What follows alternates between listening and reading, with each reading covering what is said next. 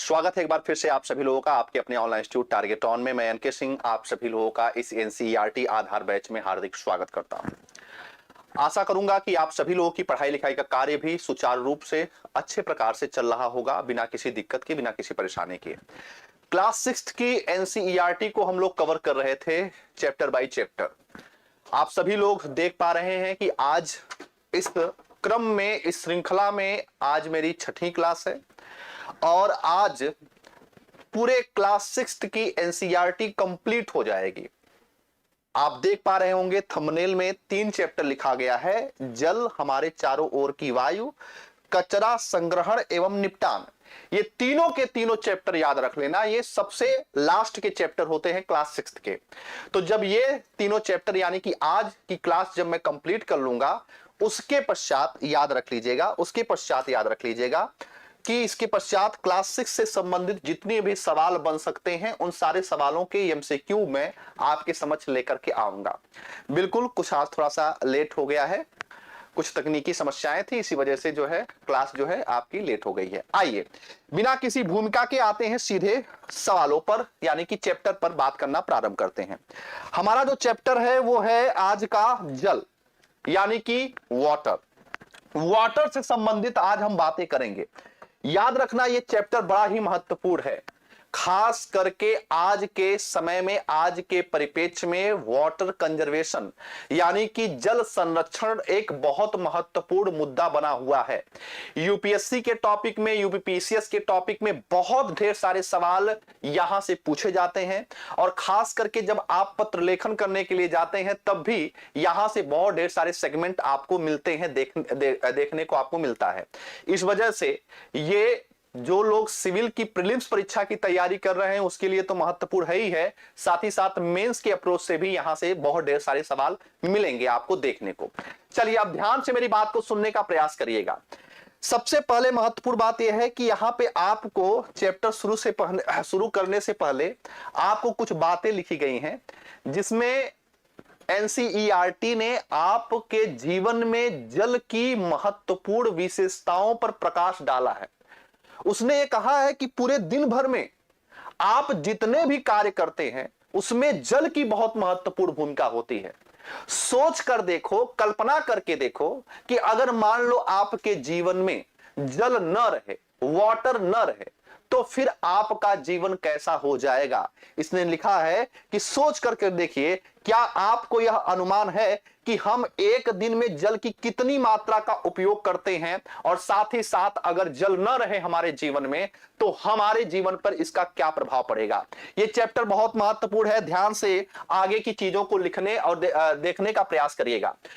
हमारे शरीर में तो आप सभी ये जानते हैं कि 65% हिस्सा किसका बना होता है, जल का। हमारे शरीर में 65% हिस्सा जल का बना होता है। लेकिन आपकी जानकारी के लिए मैं बता दूं कि पृथ्वी का 2/3 भाग किससे घिरा हुआ है, जल से घिरा हुआ है। यानी कि कुल मिलाकर के जब आप इसको ज्योग्राफी के सेगमेंट में पढ़ने की कोशिश करेंगे, जब आप इसको ज्योग्राफी के सेगमेंट में पढ़ने की कोशिश करते हैं तो आप कहते हैं कि हमारे पृथ्वी के चारों ओर 71% हिस्सा जो होता है वो किसका घिरा होता है, तो वो जल से घिरा होता है। इसी चीज को यहां पर दिया गया है कि पृथ्वी का 2/3 भाग जल से घिरा होता है। इस जल का अधिकांश भाग समुद्रों में और महासागरों में पाया जाता है। याद रखना 71% जो या 2/3 हिस्सा जो पाया जाता है उसका अधिकांश हिस्सा महासागरों में है और सागरों में है। इसके बाद अगर मैं बात करूं, समुद्रों और महासागरों के जल में बहुत ढेर सारे लवण घुले होते हैं, यानी कि वहां का जो जल है वो लवड़ी है, वो नमकीन से संबंधित है, उसमें NaCl की मात्रा बहुत ज्यादा होती है। इसी वजह से ये समुद्र में उपस्थित जल हमारे पीने योग्य नहीं होते हैं, इसको हम उपयोग में नहीं ला सकते हैं, क्योंकि समुद्र में इकट्ठा ये 71% जो जल पाया जाता है वो हमारे उपयोग हेतु नहीं बना है। क्यों नहीं बना है? क्योंकि वो लवड़ी होता है। यहां पर लिखा हुआ है कि इससे जल क्या होता है, खारा होता है, इसलिए यह हमारे लिए पीने के लिए क्या होता है, अनुपयुक्त होता है। अन्य घरेलू कृषि तथा उद्योगों की आवश्यकता की पूर्ति के लिए उचित नहीं है, यानी कि न तो उद्योगों के लिए, न ही मनुष्य के लिए और न ही ये कृषि के लिए ये उपयुक्त होता है। तो कुल मिलाकर के इसका उपयोग हम नहीं कर सकते जो समुद्र में उपस्थित है या फिर जो अधिकतर हिस्सा जो है हमारे पृथ्वी के चारों ओर पाया जाता है। यहां पर एक बहुत महत्वपूर्ण वैज्ञानिक का नाम लिखा गया है जिसका नाम है एस.टी. कोलरिज। एस.टी. कोलरिज याद रखना, ये ऐसे वैज्ञानिक का नाम है कि अगर स्टेटमेंट दे देगा ना तो निश्चित रूप से आप लोग ढूंढेंगे कि ये कहां से पूछा गया है। एस.टी. कोलरिज द्वारा जो है इनकी एक पुस्तक का नाम है rhyme of the ancient mariner. फिर से मैं बोल रहा हूं, rhyme of the ancient mariner नामक पुस्तक में उन्होंने 2 लाइनें लिखी या 2 पंक्तियां लिखी, और ये दोनों पंक्तियां क्या है, हर जगह जल ही जल, पीने के लिए कोई बूंद नहीं। इस बात से आप समझ सकते हैं कि हर जगह जल है जल, लेकिन पीने के लिए वो उपयुक्त नहीं होता है। 71% हमारे पृथ्वी के चारों ओर जल पाया जाता है, 2/3 हिस्सा है, लेकिन फिर भी पीने के लिए हम तरस रहे हैं पानी के लिए। आपको यानी कि उत्तर प्रदेश के वासियों को भले ही जल बड़ी सुलभता से मिल जाता है, लेकिन भारत के ऐसे कई ढेर सारे राज्य हैं जो बहुत सूखाग्रस्त हैं, उनको 5 किलोमीटर 10 किलोमीटर दूर तक जाना पड़ता है पानी के लिए। इस वजह से ये चैप्टर जो है आज के समय में और भी प्रासंगिक हो जाता है, इसको पढ़ना, इसको समझना। अब ध्यान से यहां पर समझने का प्रयास करिएगा। यहां कवि ने महासागर में भटके किसी जहाज नाविकों की करुणा गाथा का उल्लेख किया है। अब यहां पर ध्यान से मेरी बात को सुनना, यहां से बड़ी महत्वपूर्ण चीजें निकल करके आ रही हैं। फिर भी महासागर हमारे उपयोग के लिए जल आपूर्ति में एक आवश्यक भूमिका निभाते हैं।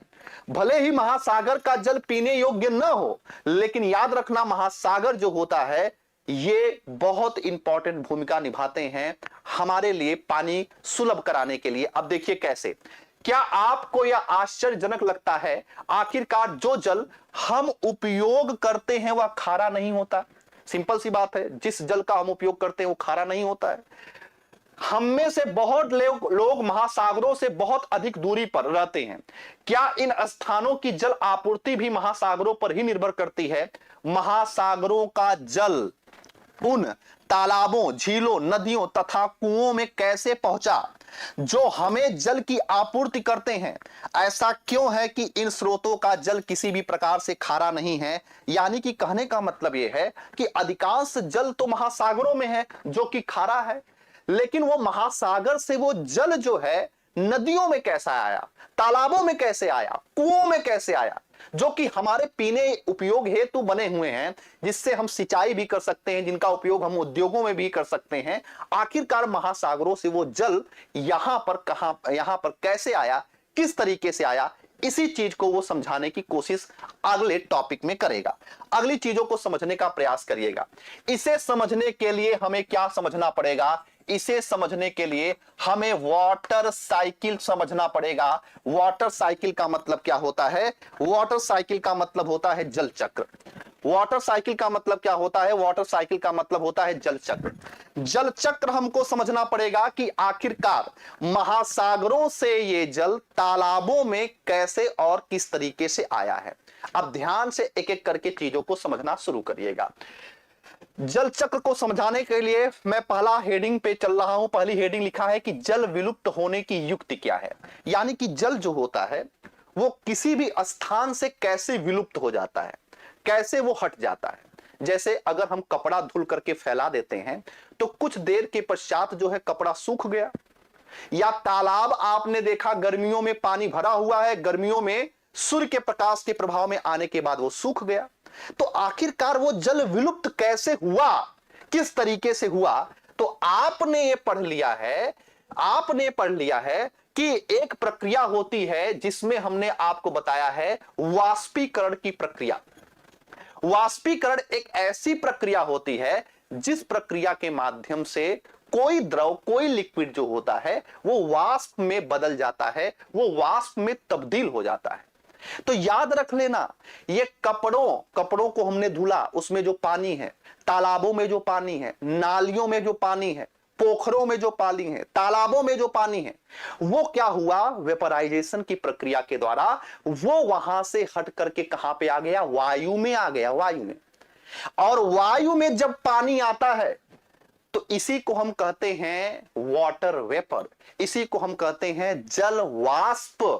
तो यानी कि कहने का मतलब है, यहां पर याद रखना कि यहां पे लिखा है जल वाष्पित हो गया था, तथा याद रख लेना, और ये जलवाष्प में परिवर्तित हो गया था, जलवाष्प में क्या हो गया था, परिवर्तित हो गया था। तो कुल मिलाकर के जब वाटर भाप में परिवर्तित होकर के वायु में आ जाता है तो ऐसे वाटर को हम क्या कहते हैं, ऐसे वाटर को हम जलवाष्प कहते हैं। तो जलवाष्प की प्रक्रिया के द्वारा याद रख लेना कि वो वाटर जो होता है वो विलुप्त हो जाता है। यहां पर एक बात और हमने पाया है, ठीक है, ध्यान दीजिएगा, ध्यान दीजिएगा। अब अगले स्लाइड पे मैं चलता हूं कि खेतों में, सड़कों में, छतों पे, अन्य जमीनी क्षेत्रों में भी जलवाष्प में परिवर्तित होता रहता है। मैंने आपको बताया खेतों से अगर पानी है, सड़कों पर या छतों पर या अन्य जमीनी क्षेत्रों में पानी है तो वो जलवाष्प में परिवर्तित होता रहता है, ठीक है। और हमने पीछे यह भी उल्लेख कर लिया है कि महासागरों का खारा जल जो गहरे गड्ढों में छूट जाता है, वाष्पन के परिणाम स्वरूप नमक के ढेर में एकत्र हो जाता है। मैंने पीछे आपको बताया है कि नमक कैसे बनाया जाता है। मैंने आपको बताया कि समुद्र का जो लवणीय मृदा होता है, जो नमक वाला क्षेत्र होता है, उसको गड्ढे में, सबसे पहले समुद्र के पानी को गड्ढे में या फिर एक छोटे से तालाब के रूप में उसको परिवर्तित किया जाता है।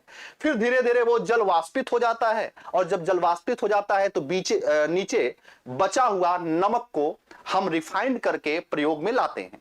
तो वही चीज यहां पर दिया गया है, इसी चीज को समझाया गया है कि महासागरों का खारा जल जो गहरे गड्ढों में छूट जाता है, वाष्पन के परिणाम स्वरूप नमक के ढेर के रूप में एकत्र हो जाता है। वाष्पन के लिए आवश्यक या ऊष्मा जल को कहां से प्राप्त होती है, आइए इसका पता लगाते हैं।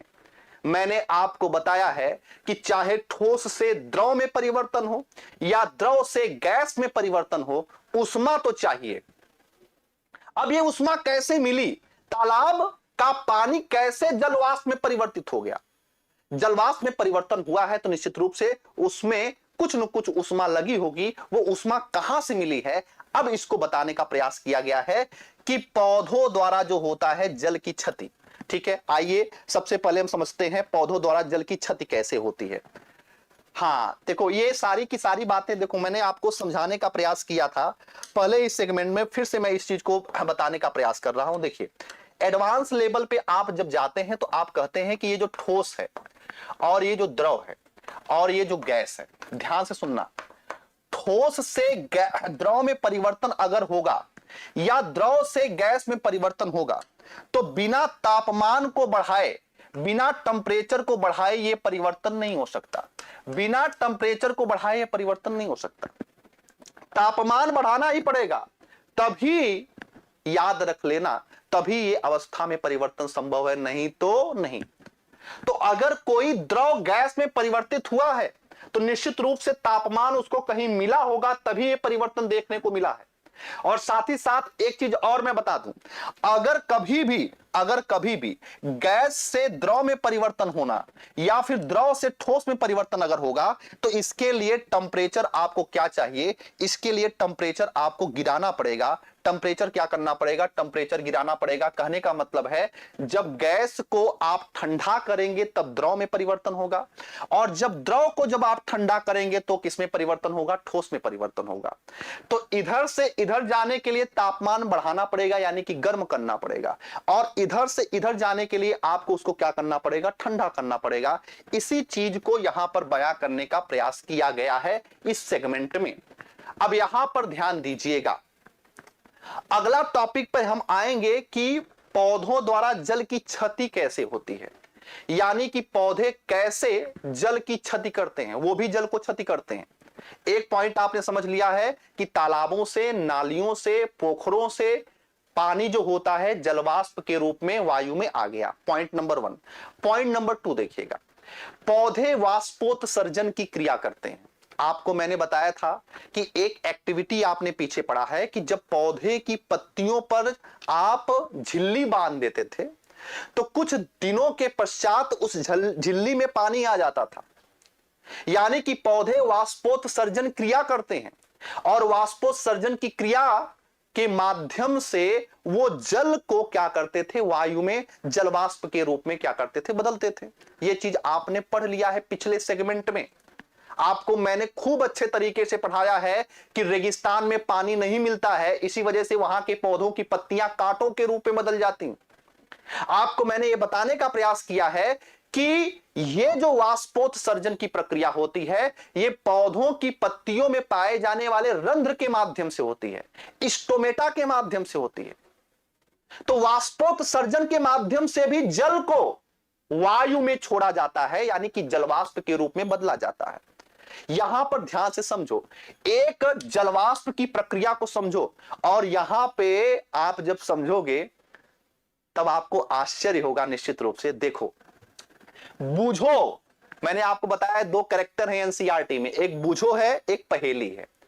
तो बूझो वाष्पोत्सर्जन के विषय में पढ़ रहा था और उसने स्वयं से पूछा, 1 किलोग्राम देने वाले गेहूं के पौधे से वाष्पोत्सर्जन कितने जल की क्षति होती है। और उसने जब पता लगाया तो उसने ये पता लगाया कि यह क्षति लगभग 500 लीटर होती है। अब सोच करके देखो जरा, एक गेहूं का पौधा, एक गेहूं का सिंगल पौधा 500 लीटर पानी को क्या करता है, वाष्पोत्सर्जन में कन्वर्ट करता है, वाष्पोत्सर्जन की प्रक्रिया करता है और जलवाष्प के रूप में उसको बदलता है। तो कहने का मतलब यहां पर क्या है, कहने का मतलब है, आप सोच कर देखो कि 500 लीटर जो कि अनुमानतः बड़े आकार की 25 बाल्टियों को वो क्या करता है, 25 बाल्टियों की पानी को वो वायु में जलवाष्प के रूप में क्या करता है, बदल देता है। तो यहां पर कहा गया है, क्या अब आप यह कल्पना कर सकते हैं कि वनों, तालाबों और घास के मैदान द्वारा कुल मिलाकर के जल की कितनी मात्रा की क्षति होती होगी। सोच करके देखो, एक गेहूं का पौधा जो है जब इतना जलवाष्प 500 लीटर जलवाष्प का निर्माण कर सकता है, तो इसका मतलब यह है कि सोच करके देखो, हमारे पृथ्वी पर पाए जाने वाले जितने भी पेड़ पौधे हैं वो कितना जलवाष्प जो है हमारी वायु में डालते होंगे। अब यहां पर ध्यान से चीजों को समझिएगा, फिर से अब मैं आगे बढ़ता हूं। देखिएगा, पौधों के विषय में पूछा गया है कि पौधे जो है ये जलवाष्प कैसे जलवाष्प कैसे वायु में डालते हैं, तो प्रक्रियाओं को मैंने बता दिया है। अब यहां पर एक चीज समझने का प्रयास करिएगा, यहां पर एक चीज समझने का प्रयास करिएगा। वायु में जल वाष्पन तथा संघनन के प्रक्रमों के द्वारा प्रवेश करता है। यह बहुत महत्वपूर्ण पॉइंट है कि वायु में जो जल होता है वो वाष्पन और संघनन के प्रक्रमों के द्वारा प्रवेश करता है। सर, वाष्पन क्या होता है, ये पीछे आइए। द्रव का गैस में या वाष्प में परिवर्तन हो जाना, ये वाष्पन कहलाता है। ये क्या कहलाता है, ये वाष्पन कहलाता है। और गैस का द्रव में बदल जाना, ये संघनन कहलाता है। ये क्या कहलाता है, संघनन, यानी कि कंडेंसेट कहलाता है।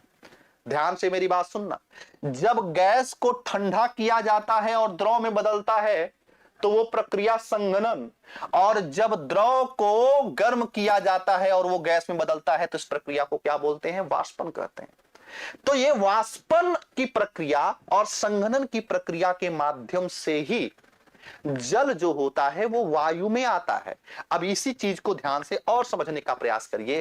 क्या यह जल सदा के लिए लुप्त हो जाता है? नहीं, यह हमें पुनः प्राप्त हो जाता है, जैसा कि हम आगे समझेंगे। आगे चलिए समझने का प्रयास करते हैं, ठीक है। सर, जलवाष्प कितने समय होता है? जलवाष्प वो जल के आकार प्रकार पर निर्भर करता है कि जल कहां पे पाया जा रहा है। अब यहां पर ध्यान से समझिएगा, हर एक चीजों को जोड़ते चलिएगा। अभी तक आपको क्या समझा, आपने क्या समझा? अभी तक आपने ये समझा कि वाष्पन की प्रक्रिया के द्वारा जो पानी है वो वायु में आ गया है, जलवाष्प के रूप में है। क्लियर है? दूसरा पॉइंट आपने समझ लिया कि पौधे जो होते हैं वो भी जो है वाष्पोत्सर्जन की प्रक्रिया के द्वारा जलवाष्प का निर्माण करते हैं।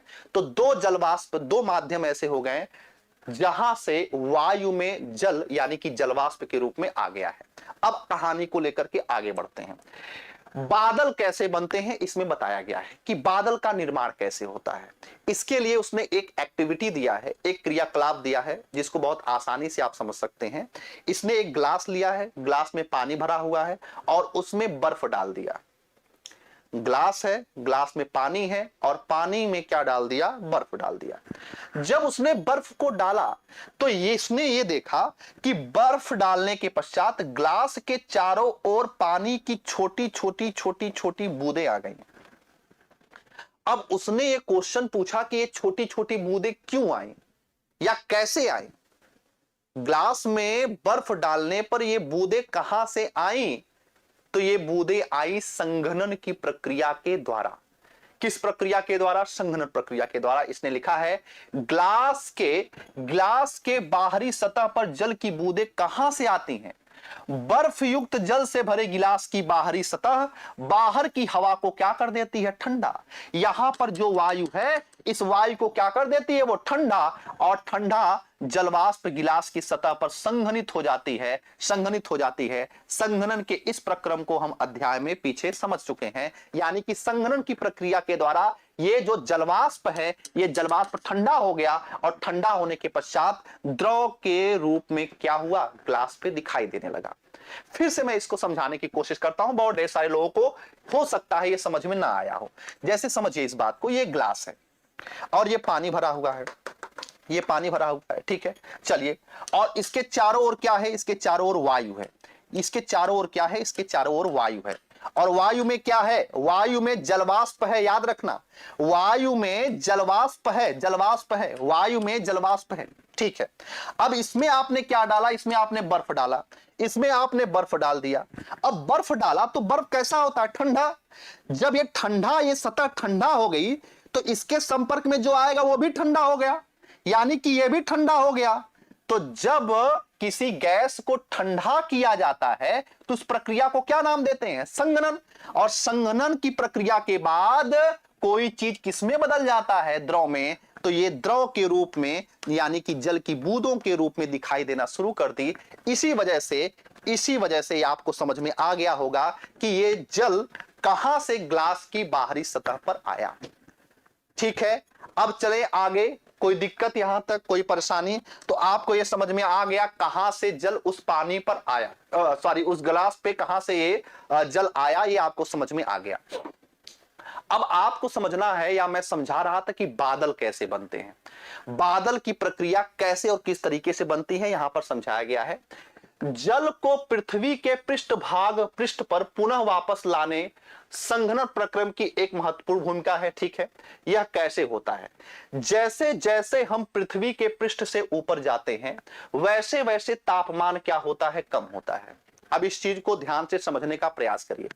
ये तो आपको बहुत अच्छे ढंग से जानकारी होगी कि जैसे जैसे हम ऊपर की तरफ जाते हैं, ऊपर की तरफ जाते हैं, ऊपर की तरफ जाते हैं, ऊपर की तरफ जाते हैं, तापमान में क्या आती है, कमी आती है। अब तापमान में कमी आने का मतलब है जैसे जैसे ऊपर जाएंगे वैसे वैसे वातावरण हमारा कैसा होगा, ठंडा होगा। ठीक है, तो जब वायु में जो जलवाष्प है जब वो ऊपर की तरफ जाएगा तो वो क्या होगा, वो ठंडा होगा। और जब ठंडा होगा तो वो द्रव के रूप में बदलेगा कि नहीं बदलेगा। समझो, फिर से मैं कहानी को समझाने की कोशिश कर रहा हूं। बादल कैसे बनता है, बहुत आसान प्रोसेस है। अगर संघनन समझ लिया है तो, कंडेंसेशन अगर समझ लिया है तो। मैंने क्या कहा कि ये वायु है, वायु में जल है पहले से, लेकिन वो किस रूप में है, वाटर वेपर के रूप में है, जलवाष्प के रूप में है। जब वो धीरे धीरे ऊपर की तरफ जाएगा तो वो ठंडा होगा, और जब ठंडा होगा तो पुनः किसमें बदलेगा, द्रव में बदलेगा। क्योंकि अगर कोई वाष्प रूप में है, अगर उसको ठंडा किया जाएगा तो वो द्रव के रूप में बदलता है। तो ऊपर जाने पर वो द्रव के रूप में बदल गया, द्रव का मतलब पानी के रूप में बदल गया। और जब पानी के रूप में बदलता है, ध्यान दीजिएगा यहां पर देखिए, जैसे जैसे वायु ऊपर उठती जाती है वह ठंडी होती जाती है।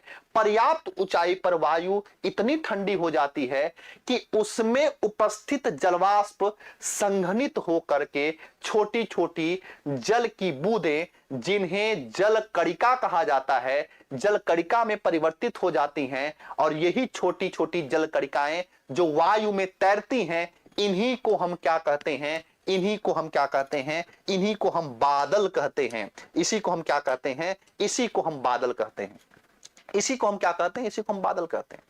तो बादल क्या है, अब आपको समझ में आ गया होगा कि वायु में जो जलवाष्प है ऊपर जाने पर ठंडा हो जाता है और ठंडा होने के पश्चात जो जल की बूंदों के रूप में दिखाई देता है, इसी को हम बादल कहते हैं, इसी को हम क्लाउड कहते हैं।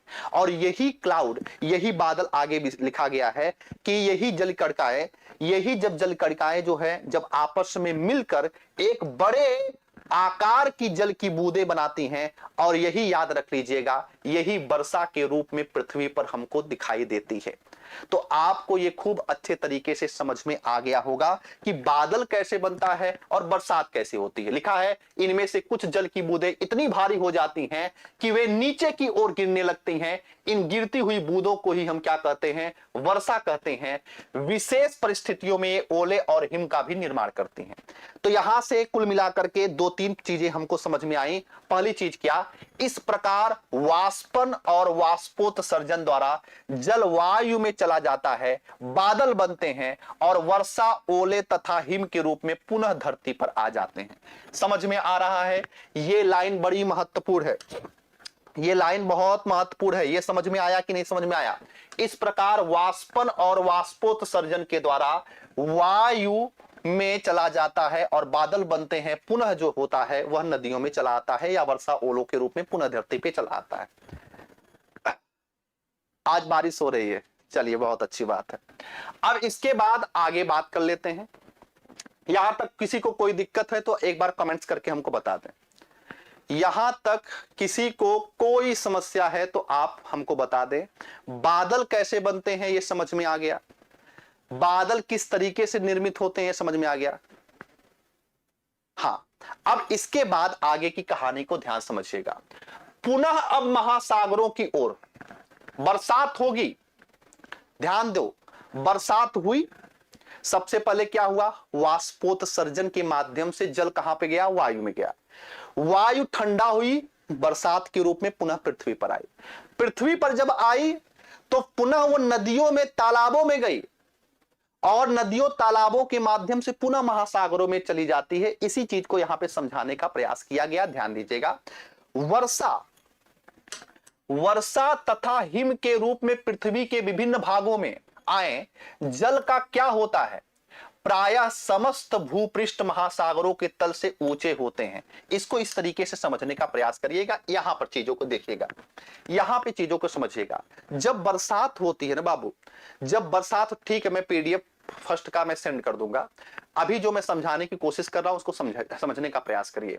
जब बरसात हुई तो बरसात होने के पश्चात वो पानी कहां पर गया, वो नदियों में चला गया होगा या तालाबों में चला गया होगा या फिर नालियों में चला गया होगा। अब नालियों से वो कहां पे जाता है, नहरों में, नहरों से कहां जाता है, वो नदियों में जाता है, और नदियां आखिरकार कहां पर जाती हैं, महासागरों में गिरती हैं। इस तरीके से आप क्या समझें, इस तरीके से आपने खूब अच्छे तरीके से समझ लिया होगा। अब देखो जल चक्र क्या है, वाटर साइकिल क्या होता है, ध्यान समझिएगा कि जल जो है इस समय तालाबों में, यानी कि ये जान लीजिएगा जमीन है, मैं समझाने की प्रयास कर रहा हूं। इस समय जो वाटर है, जल है, इस समय कहां पे है, जल जो है तालाबों में है। ये स्लाइड समझ लीजिएगा, आपको पूरी की पूरी चीजें ओवरऑल समझ में आ जाएंगी। जल तालाबों में है, इस समय नदियों में है, जमीन पर नदियों में है, पोखरों में है, पोखरों में है, याद रखना नालियों में है, नालियों में, या विभिन्न सोर्स, जहां कहीं भी हो, विभिन्न सोर्स। अब ये जो जमीन पर जल है, इसमें कौन सी प्रक्रिया होगी, वाष्पोत्सर्जन होगा। कौन सी प्रक्रिया होगी, वाष्पोत्सर्जन होगा। वाष्पोत्सर्जन के माध्यम से, वाष्पोत्सर्जन के माध्यम से ये जल जो है वो कहां पे चला जाएगा, वो वायु में चला जाएगा। कहां पे चला जाएगा, वायु में चला जाएगा। और जब ये जल वायु में चला जाएगा तो इसे हम क्या नाम देते हैं, इसे हम नाम देते हैं जलवाष्प। इसे हम क्या कहते हैं, इसे हम जलवाष्प कहते हैं, इसे हम जलवाष्प कहते हैं। ये जलवाष्प जब थोड़ा सा और ऊंचाई पर जाता है तो ऊंचाई पर जाने के पश्चात वो किसका निर्माण करता है? वो बादल का निर्माण करता है। ठंडा होगा तो किसका निर्माण करेगा? बादल का निर्माण करेगा। और जब बादल का निर्माण करेगा तो पुनः बरसात होगी, और बरसात होने के पश्चात ये जो पानी है, जल है, पुनः कहां पे आ जाएगा? पुनः इन्हीं तालाबों में, नदियों में, पोखरों में आ जाएगा और समुद्र तक पहुंच जाएगा। यानी कि आप देख पा रहे हैं ये जल ऐसे ऐसे ऐसे एक चक्र बना रहा है, ऐसे ऐसे एक चक्र बना रहा है। इसी चक्र को ही तो कहा गया है क्या? Water cycle. इसी को क्या कहा गया है? इसी को कहा गया है वाटर साइकिल। वाटर साइकिल क्या होता है? इसी को जल चक्र कहते हैं। जल चक्र क्या होता है? देखिएगा यहां पर लिखा गया है जल चक्र क्या है, पीछे से मैं आपको दिखा रहा हूं। यहां पर लिखा गया है, अब यह जानते हैं कि भूमि की सतह पर वर्षा रूपी जल ओलों तथा हिम के रूप में महासागरों में वापस पहुंच जाता है। इस प्रकार जल, यहां से समझिएगा, इस प्रकार जल पृथ्वी की ऊपरी सतह से जलवाष्प के रूप में वायु में जाता है, और वर्षा ओलों तथा हिम के रूप में क्या होता है? वापस आता है, और अंत में पुनः महासागरों में लौट जाता है। जल के इस प्रकार के चक्रण को हम क्या कहते हैं? जल चक्र कहते हैं, जल चक्र कहते हैं। समुद्र तथा भूमि के बीच यह जल चक्र एक निरंतर प्रक्रम है, हमेशा चलता रहता है, और यह भूमि पर जल की आपूर्ति को क्या करता है? बनाए रहता है। यह चित्र खूब अच्छे तरीके से दिखाया गया है। यहां पर इस सेगमेंट को आप देखिएगा। सबसे पहले क्या हुआ? जलवाष्प के रूप में यहां पे वाष्पीकरण के द्वारा ये जल कहां पे गया? ऊपर गया, बादल बना, बादल बन के बरसात हुआ, पुनः ये पानी क्या हुआ? वापस आया। यही चीज यहां पर भी दिखाया गया है। पेड़ पौधों के माध्यम से भी क्या हुआ? ये जल ऊपर गया, ऊपर जाने के बाद बादल बना, और बादल बनने के पश्चात जो है वो नीचे आया। इसी प्रक्रिया को हम क्या कहते हैं? जलवाष्प कहते हैं। इतनी बातें समझ में आ गई। जल चक्र क्या होता है, वाटर साइकिल क्या होता है, समझ में आ गया आपको? वाटर साइकिल समझ में आ गया आपको। अब हम वाटर कंजर्वेशन पर बात करते हैं। वाटर कंजर्वेशन का मतलब होता है जल संरक्षण, और जल को कैसे हम संरक्षित कर सकते हैं। क्योंकि जल संकट एक प्रमुख संकट के रूप में, जैसे ग्लोबल वार्मिंग पर हम बात करते हैं, ठीक उसी प्रकार से वाटर के विषय में भी हमें बात करना चाहिए। इसी वजह से आप जानते होंगे कि 22 मार्च को आप विश्व जल दिवस सेलिब्रेट करते हैं। विश्व जल दिवस कब मनाया जाता है? 22 मार्च को मनाया जाता है। क्यों मनाया जाता है, क्यों सेलिब्रेट किया जाता है? क्योंकि इस दिन हम सभी जल संकट के विषय में निदान करने का प्रयास करते हैं। पूरा वैश्विक जगत जो है इस बात को लेकर के चिंतित है कि कैसे और किस तरीके से हम जल को संरक्षित करेंगे। क्योंकि अगर जल नहीं रहेगा तो हमारे जीवन में ऐसे बहुत ढेर सारे कार्य हैं, कार्य तो छोड़िए, जीवन ही नहीं रहेगा। इसी वजह से तो कहा जाता है जल ही जीवन है। तो कैसे हम जल को संरक्षित कर सकते हैं, इसके विषय में यहां पे बताया गया है।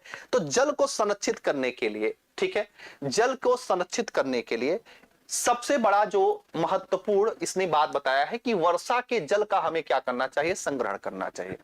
वर्षा के जल का हमें क्या करना चाहिए? हमें संग्रहण करना चाहिए। कैसे संग्रहण करना चाहिए? इसने यह बताया है कि वर्षा के जल का अगर संग्रहण करना है तो जहां पर बरसात हो रही है वहीं पर उसको संग्रहण करना पड़ेगा। ठीक है, याद रखना, जहां पे बरसात हो रही है वहीं पे उसका संग्रहण करना चाहिए। कैसे करना चाहिए? इसने बताया है कि अपने छतों पर, आमतौर पे हम लोग अपने छतों पर स्विमिंग पूल बनाने का खर्च जो है सपना देखते हैं। अच्छा, चलिए हर्ष मिश्रा जी, आमतौर पे हम लोग क्या करते हैं, अपने छत पर स्विमिंग पूल बनाने का जो है सपना देखते हैं। लेकिन ये कह रहा है कि आप अपने छतों पर पानी को जो गिर रहा है उसको एक पाइप के माध्यम से कहां पर लेके आओ? एक पाइप के माध्यम से इकट्ठा करो। एक पाइप के माध्यम से इसको क्या करो? इकट्ठा करो। ठीक है, पाइप के माध्यम से एक जगह इकट्ठा करो। क्योंकि अगर आपने इकट्ठा कर लिया तो ये क्या बन जाएगा? ये अंडरग्राउंड वाटर बन जाएगा। ठीक है, इसी को हम भौमिक जल कहते हैं। इसी को हम क्या कहते हैं? इसी को हम भौमिक जल कहते हैं। इसी को हम अंडरग्राउंड वाटर कहते हैं। इसी भौमिक जल का उपयोग जो होता है दोबारा हम बहुत आसानी के साथ में कर सकते हैं। हमारे समुद्र में बहुत आपने देखा है कि 2/3 हिस्सा हमारे पृथ्वी के चारों ओर जल घिरा हुआ है, लेकिन हम इसका उपयोग क्यों नहीं कर सकते हैं? क्योंकि इसका अधिकांश हिस्सा लवणी होता है। आपकी जानकारी के लिए अगर मैं बताऊं तो जितना भी जल पाया जाता है उसमें से केवल 3% ऐसा जल होता है जिसका उपयोग हम पीने योग्य कर सकते हैं। नहीं तो जितना का जितना जल है सब का सब लवड़ी है, उसका उपयोग हम नहीं कर सकते हैं। तो इसने बताया है कि इस तरीके से छत पर हम वर्षा का जल संग्रहण कर सकते हैं। ऐसा नहीं है कि छत पर ही रखना है, ये मत सोचिएगा। यहां से पाइप की मदद से इसको संग्रहित करिए और पुनः जो है ये वाटर वेपर के रूप में जब जाएगा तो ये पुनः बरसात के रूप में आएगा। ये चीज इसमें बताया गया है। इसके बाद यहां पर ध्यान दीजिएगा, जल में छत पर उपस्थित मिट्टी के कण भी हो सकते हैं, इनके उपयोग करने के लिए निस्यंदित करना आवश्यक है। ऐसा मत सोचिएगा कि वर्षा का जल तो सबसे शुद्ध जल होता है, ये सही बात है, लेकिन अगर छत पर से पानी पीना होगा तो उसे पहले क्या करना पड़ेगा? निस्यंदित करना पड़ेगा। ये कुछ बातें इसमें दिया गया है। अच्छा, अब प्रमुख शब्द में कौन कौन से शब्द हैं? बादल कैसे बनता है आपने समझ लिया होगा। संघनन क्या होता है? संघनन का मतलब हमने बताया है कि वाष्प का द्रव के रूप में बदल जाना संघनन। और याद रखना, द्रव का जो होता है वाष्प के रूप में बदल जाना, ये क्या कहलाता है? ये वाष्पन कहलाता है। ठीक है। बाढ़, ओला, महासागर, वर्षा जल संग्रहण, हिम, जलवाष्प और जल चक्र, ये प्रमुख शब्द हैं। इसमें इसके विषय में आपको पता होगा। सारांश देख लेते हैं। सारांश महत्वपूर्ण है। जल जीवन के लिए आवश्यक होता है। ठीक है। वायु में वाष्पन और वाष्पोत्सर्जन से जलवाष्प मिलता है। जलवाष्प का निर्माण कैसे होता है? वाष्पन और वाष्पोत्सर्जन की प्रक्रिया के द्वारा।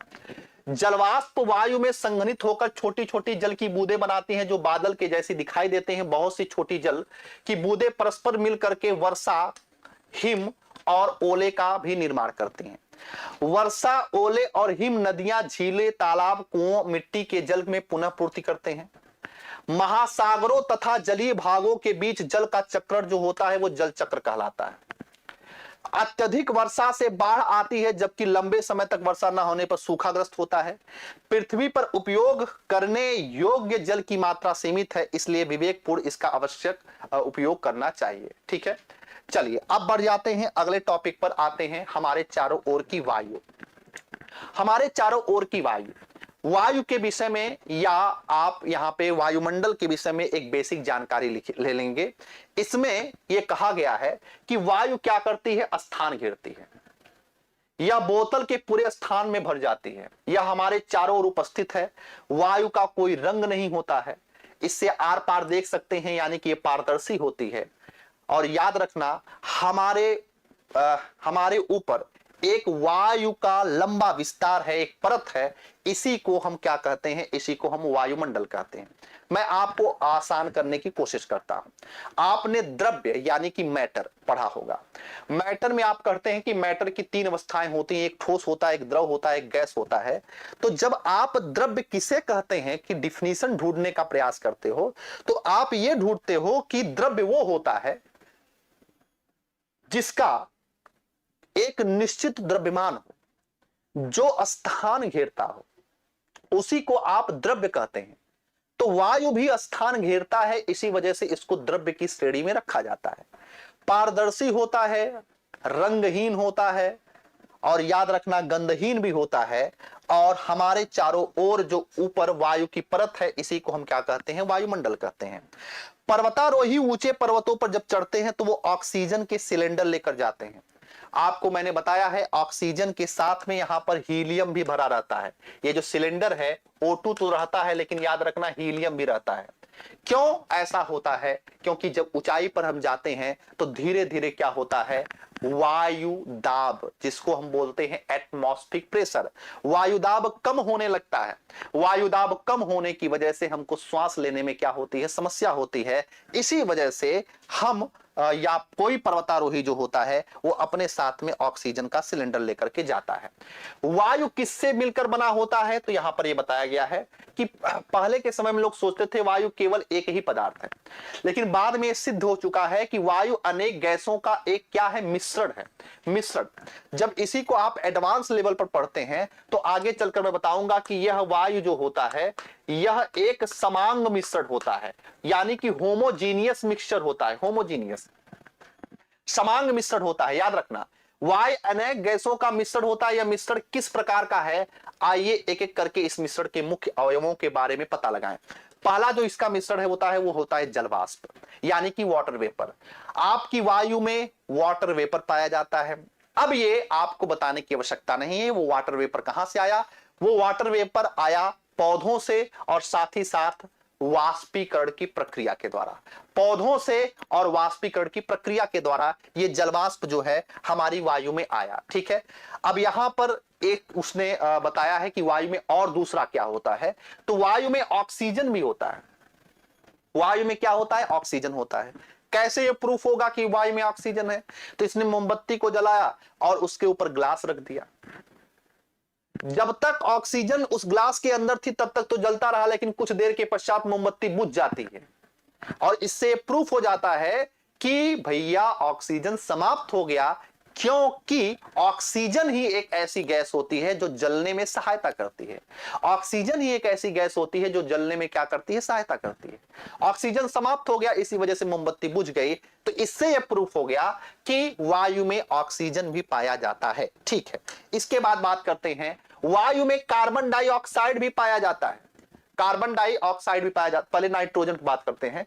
वायु में क्या पाया जाता है, नाइट्रोजन पाया जाता है। लिखा है कि मोमबत्ती के बुझने के बाद भी क्या आपने ये देखा कि वायु का एक बड़ा भाग अब भी गिलास में शेष रह जाता है।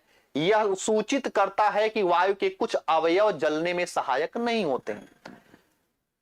भाई ऑक्सीजन चला गया लेकिन और वायु तो है उसमें, तो अभी मोमबत्ती क्यों नहीं जल रही है? इसका मतलब यह है कि अभी कुछ और उसमें ऐसा शेष है जो जलने में सहायता नहीं करता। तो इसने बताया है कि जो मोमबत्ती के जलने में उपयोग नहीं लाता है वो है नाइट्रोजन। नाइट्रोजन वायु का कितना प्रतिशत होता है, 4/5 भाग होता है। 4/5 भाग होता है, याद रखना। इसके बाद याद रखना कार्बन डाइऑक्साइड भी होता है। कार्बन डाइऑक्साइड कैसे प्रूफ करेंगे, एक बंद कमरे में जब कोई पदार्थ जलता है तो शायद आपको घुटन महसूस होती होगी, घुटन महसूस होती होगी। याद रख लेना ये घुटन किसकी है, ये कार्बन डाइऑक्साइड है। कार्बन डाइऑक्साइड को प्रूफ करता है कि ये घुटन होने की वजह से हमें कहेंगे ये इसका कार्ड क्या होता है, इसका कार्ड ऑक्सीजन होता है। और वायु में धूल और क्या होता है, धुआं भी होता है। जब हम ईंधन को जलाते हैं, कोयले को जलाते हैं या फिर अन्य गतिविधियों में हम बर्निंग करते हैं, बर्निंग फ्यूल करते हैं, तो उस प्रोसेस में हम देखते हैं कि भाई इसमें क्या होता है, धूल के कण भी पाए जाते हैं।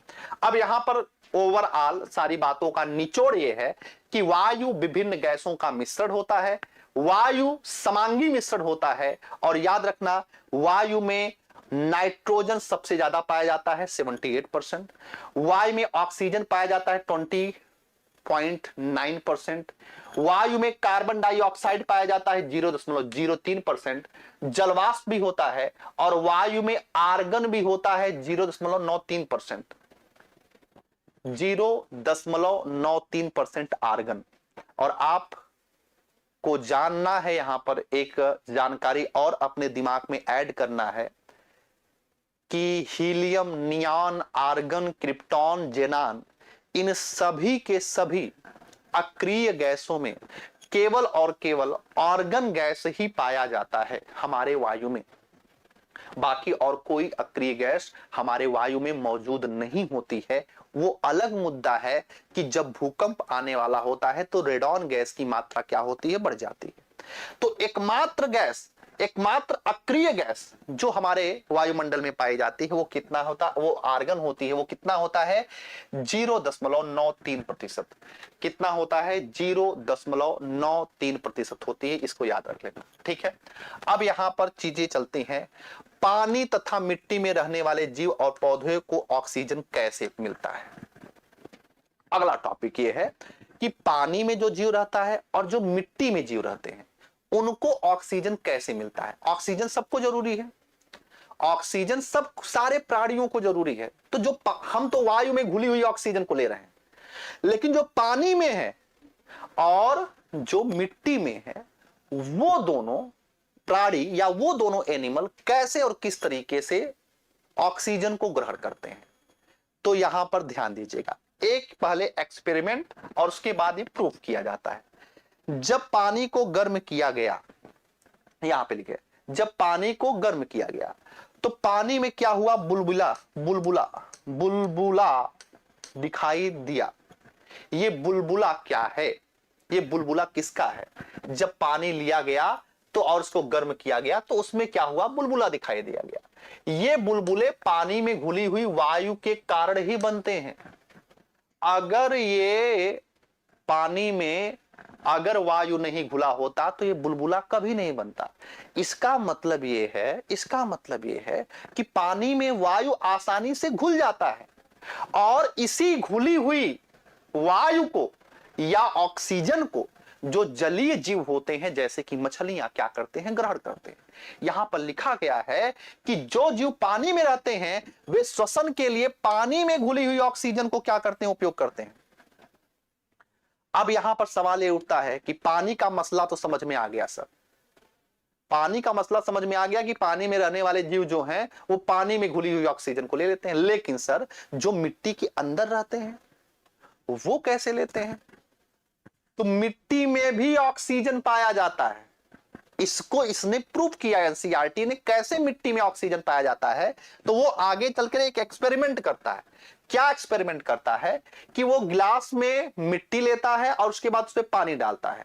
पानी डालने पर क्या हुआ, फिर से बुलबुला बना और फिर से बुलबुला बना। तो ये बुलबुला क्या करता है, ये प्रूव करता है कि मिट्टी में क्या होती है, वायु होती है। तो याद रख लेना, मिट्टी के अंदर पाए जाने वाले जीव जो और पौधे जो होते हैं वो जड़े श्वसन के लिए इसी वायु का उपयोग करते हैं। मिट्टी के जीव गहरी मिट्टी में बहुत सी माद और छिद्र बना लेते हैं। इन छिद्रों के द्वारा वायु को अंदर व बाहर करने के लिए उपलब्ध हो जाती है। तो कुल मिलाकर के मिट्टियों में भी पाई जाती है ऑक्सीजन।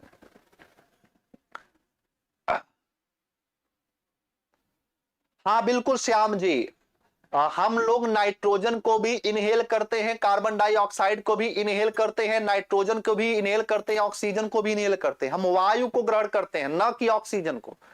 नाइट्रोजन हमारे लिए अनुपयोगी है, नाइट्रोजन को हम निकाल देते हैं बाहर। अभी आगे मैं बताऊंगा। अभी यहां पे ये समझो कि वायुमंडल में ऑक्सीजन कैसे प्रतिस्थापित होती है। ठीक है, मतलब कहने का मतलब यह है कि ये बताओ भाई कि ऑक्सीजन समाप्त कैसे नहीं होती है। ऑक्सीजन कैसे जल में पहुंची, मिट्टी में पहुंची, ये आपको पता चल गया। अब ये ऑक्सीजन समाप्त कैसे नहीं होती है, अब इसके लिए बताया गया है कि ऑक्सीजन इस वजह से नहीं समाप्त होती है क्योंकि पौधे लगातार प्रकाश संश्लेषण की क्रिया कर रहे हैं।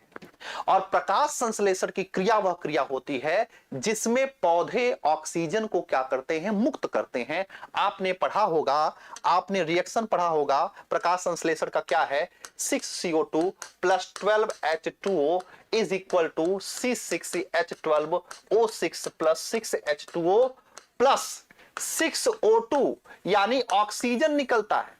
तो पौधे एवं जंतुओं के द्वारा श्वसन और पौधों के द्वारा प्रकाश संश्लेषण से बना रहता है, याद रखना। तो बिना प्रकाश संश्लेषण के ये ऑक्सीजन हमारे वायुमंडल में नहीं पाया जाएगा। इसी वजह से पौधे क्या होते हैं, पौधे जो होते हैं हमारे लिए बहुत महत्वपूर्ण होते हैं। ये बात आपको समझ में आ जानी चाहिए। तो प्रमुख शब्द क्या है इस चैप्टर में, वायुमंडल। वायु का हमारे चारों तरफ जो घेरा होता है इसको हम वायुमंडल कहते हैं। ठीक है, कार्बन डाइऑक्साइड 0.03% पाई जाती है। वायु की संरचना हमने बताया है कि नाइट्रोजन है, ऑक्सीजन है, आर्गन है, जलवाष्प है। ऑक्सीजन 21% पाया जाता है, 78% नाइट्रोजन पाया जाता है, धुआं भी पाया जाता है। और पवन चक्की जो होती है इसका उपयोग जो होता है हम करते हैं वायु को उत्पन्न करने के लिए, और साथ ही साथ बिजली भी उत्पन्न करने के लिए हम पवन चक्कियों का इस्तेमाल कर सकते हैं।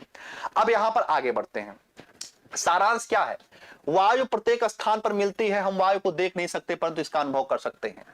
गतिशील वायु को पवन कहते हैं। वायु जगह घेरती है। जल तथा मिट्टी में वायु उपस्थित होते हैं।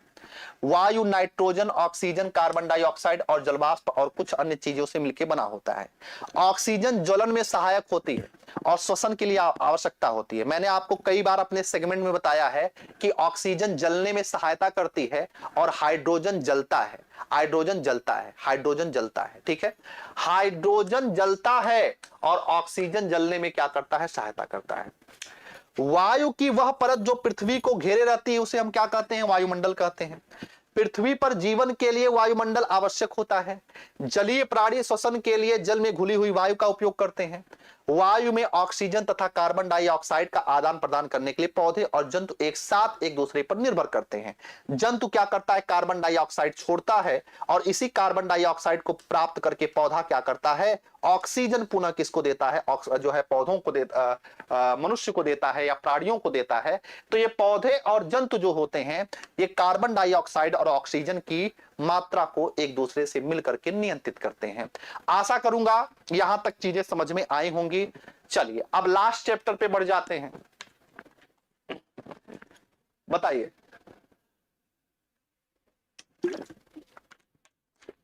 यहां तक कोई समस्या है तो आप बताइए। अब चलते हैं आगे। एक छोटा सा चैप्टर है, बहुत छोटा सा चैप्टर है, वो है गार्बेज। गार्बेज का मतलब कचरा। कचरा क्या होता है और कचरे का निपटान कैसे होता है। आता है गाड़ी वाला आया है कि कचरा निकाल, उसी के विषय में ये कहा गया है कचरा क्या होता है और इसका निपटान कैसे होता है। देखो बेसिकली क्या होता है, सफाई कर्मी कूड़ा एकत्र करके ट्रकों द्वारा निचले खुले क्षेत्रों में जहां गड्ढे होते हैं वहां ले जाते हैं। इनको भराव क्षेत्र कहा जाता है, लैंडफिल कहा जाता है। पहला शब्द आपने समझा क्या, लैंडफिल। लैंडफिल क्या होता है, जहां पे इन कूड़ों को ले जा करके डंप कर दिया जाता है, ऐसे क्षेत्रों को भराव क्षेत्र कहा जाता है। ऐसे क्षेत्रों को हम लैंडफिल कहते हैं। Point number 1। अब यहां पर एक बात को और समझना है, ठीक है, एक बात को और यहां पर समझने का प्रयास करिएगा। ये लैंडफिल होने के पश्चात, यहां पर भराव क्षेत्र होने के पश्चात याद रखना, जो कचरे में ऐसे पदार्थ होते हैं जो डिकम्पोज हो जाते हैं, जो अपघटित हो जाते हैं, तो अपघटित होने के पश्चात वो क्या होते हैं, वो कंपोस्ट बन जाते हैं। कंपोस्ट क्या होते हैं, कंपोस्ट को आप खाद समझ सकते हैं। ये पौधों के लिए एक पोषक पदार्थ का निर्माण करते हैं। लिखा गया है कि लगभग अगले 20 वर्ष तक इस पर कोई भवन, इसमें लिखा गया है कि कचरे के उपयोगी अवयव के निपटान के लिए भराव क्षेत्रों के पास कंपोस्ट बनाने वाले क्षेत्र विकसित किए जाते हैं। कंपोस्ट क्या है, आइए समझने का प्रयास करते हैं। कंपोस्ट क्या होता है, कचरे की कुछ चीजें विगलित नहीं होती हैं जिनसे खाद बनती है, इसका उपयोग पौधों के लिए किया जाता है। कुछ पदार्थों को विगलित और खाद में परिवर्तित होने की प्रक्रिया को क्या कहते हैं, कंपोस्टिंग कहते हैं। यानी कि ऐसे पदार्थ जिनका डिकम्पोजर, जैसे घरेलू कचरा, अब हमने साग सब्जियों को काटा, अब वो आसानी से अपघटित हो जाते हैं, आसानी से वो डिकम्पोज हो जाते हैं और ये आसानी के साथ में खाद का निर्माण कर लेते हैं। याद रखना इन्हीं को हम क्या कहते हैं, इन्हीं को हम कंपोस्टिंग कहते हैं। इस प्रक्रिया को कंपोस्टिंग कहते हैं और बनने वाला जो खाद होता है इसी को कंपोस्ट कहते हैं और ये पौधों के लिए बहुत महत्वपूर्ण होते हैं। यहां पर एक चीज और मेंशन किया गया है, याद रखना, ये जो कचरा इकट्ठा करने वाला डिब्बा होता है वो 2 प्रकार का होता है। एक का रंग होता है नीला, एक का रंग होता है हरा। नीला रंग जो डिब्बा होता है उसमें ऐसे पदार्थों को, ऐसे कूड़ा करकट को रखा जाता है या ऐसे गार्बेज को रखा जाता है। याद रखना, ऐसे गार्बेज को रखा जाता है जो, किसमें मैं बात कर रहा हूं अभी, नीले में ऐसे गार्बेज को रखा जाता है जिसका अपघटन आसानी से नहीं होता है। जैसे फॉर एग्जांपल के तौर पे अगर मैं बात करूं, यहां पर दिया गया है कि नीले वाले में, यहां पर लिखा है 2 पृथक कूड़ेदान प्रदान करते हैं, प्रायः एक का रंग नीला और दूसरे का हरा। नीले कूड़ादान में पुनः उपयोग किए जाने वाले पदार्थ डाले जाते हैं, जैसे कि प्लास्टिक, जैसे कि धातुएं, जैसे कि कांच, यानी कि जिसको दोबारा आप प्रयोग में ला सकते हैं और साथ ही साथ जिसका आसानी से अपघटन नहीं होता है। याद रखना, ऐसे को हम क्या कहते हैं, नीला डिब्बे में रखते हैं और जो आसानी से अपघटित हो सकते हैं, हमेशा और हमेशा उसको हरे कूड़ेदान में हम रखने का प्रयास करते हैं। यह बात आपको समझ में आ गई होगी खूब अच्छे तरीके से। एक बात और याद रखना, वर्मी कंपोस्टिंग एक शब्द आता है, वर्मी कंपोस्टिंग क्या होता है, हाँ जैसे प्लास्टिक। वर्मी कंपोस्टिंग का मतलब होता है केचुआ, आप देखें केचुआ, अर्थवर्म, जिसके विषय में मैंने बताया। अर्थवर्म को क्या कहते हैं, किसानों का मित्र कहते हैं। और याद रखना, यह कंपोस्ट बनाने में क्या करता है, सहायता करता है। तो लाल केचुआ की सहायता से कंपोस्ट बनाने की जो विधि होती है इसी को वर्मी कंपोस्टिंग या क्रीमी कंपोस्टिंग कहा जाता है। यह सवाल आपसे पूछा गया है कि वर्मी कंपोस्टिंग में किस जीव का इस्तेमाल करते हैं, तो लाल केचुआ का इस्तेमाल करते हैं, रेड अर्थवर्म का इस्तेमाल करते हैं। और याद रखना, लाल केचुए के दांत नहीं होते हैं, इनमें एक विशेष प्रकार की संरचना होती है जिसे गिजर्ड कहा जाता है। तो गिजर्ड क्या होता है, लाल केचुआ में जो दांत होते हैं इसी को हम गिजर्ड का नाम देते हैं। इसके बाद प्लास्टिक वरदान है या अभिशाप, ये ऐसे यानी कि निबंध में आपके लिए एक बहुत बढ़िया सेगमेंट है, इसको मैं सेंड कर दूंगा, इसको पढ़िएगा, जिसमें यह बताया गया है कि डेली रूटीन में सरकार ने कई ढेर सारे प्रतिबंध लगाए हैं, कई ढेर सारे नियम लगाए हैं, कानून लगाए हैं, 10-20 दिन रिस्ट्रिक्शन भी होता है सरकार के द्वारा, लेकिन फिर स्थिति जस की तस हो जाती है। यानी कि प्लास्टिक का प्रयोग जो है हम लोग लगातार कर रहे हैं और करते ही रह रहे हैं। इसका बहुत ज्यादा इफेक्ट जो होता है, पॉल्यूटेड इफेक्ट जो होता है, वो हमारे एनवायरमेंट पे, वो हमारे वातावरण पे पड़ता है। ठीक है, हाँ चलिए, बहुत बढ़िया हो गई घोषणा, तो बहुत बढ़िया, आप सभी लोगों को शुभकामनाएं हैं मेरी तरफ से। फिर से री एग्जाम के लिए, फिर से रीस्टार्ट के लिए, फिर से एक बार प्रयास करने के लिए बहुत अच्छा हुआ। ठीक है, निश्चित रूप से ये बहुत बढ़िया कदम है सरकार के द्वारा अगर ऐसा निर्णय लिया गया है तो। ठीक है, हाँ बस थोड़ा सा और मैं क्लास को समाप्त करता हूं। तो ये प्लास्टिक जो होता है, प्लास्टिक का अति उपयोग के निमित्तम करने के लिए हमें क्या क्या करने चाहिए, उसके यहाँ पर उपयोग बताया गया है कि कैसे कैसे हम प्लास्टिक को जो होता है कम कर सकते हैं। कई ढेर सारी चीजें यहाँ पर लिखी गई हैं, तो उसको आप पढ़िएगा, आसानी के साथ में ये समझ में आ जाएगा। अपशिष्ट क्या होता है, कचरा क्या होता है, भराव क्षेत्र क्या होता है, कंपोस्ट क्या होता है, वर्मी कंपोस्टिंग क्या होती है, ये सारे के सारे शब्द आप परिचित हैं। तो आशा करूंगा कि ये चीजें आपको समझ में आई होंगी बढ़िया ढंग से। अब मिलते हैं अगले सेशन में। अगले सेशन में हम पूरा एमसीक्यू सॉल्व करेंगे क्लास 6 का। बहुत बहुत धन्यवाद, जय हिंद।